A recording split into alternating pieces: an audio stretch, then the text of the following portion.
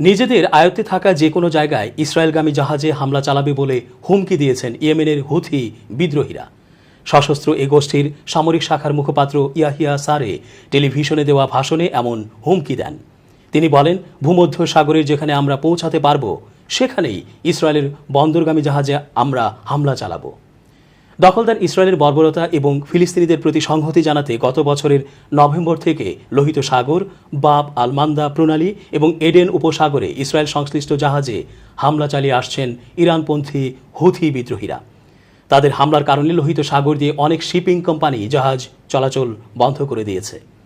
লোহিত সাগর দিয়ে যাওয়ার বদলে এখন আফ্রিকার দক্ষিণাঞ্চল ঘুরে জাহাজগুলো গন্তব্যে যাচ্ছে। এতে করে পরিবহন খরচ আশঙ্কাজনক হারে বেড়েছে। 6 মাসেরও বেশি সময় ধরে চলা হামাস ইসরায়েলের যুদ্ধ মধ্যপ্রাচ্যের অন্যান্য অঞ্চলেও ছড়িয়ে পড়তে পারে বলে আশঙ্কা করা হচ্ছে।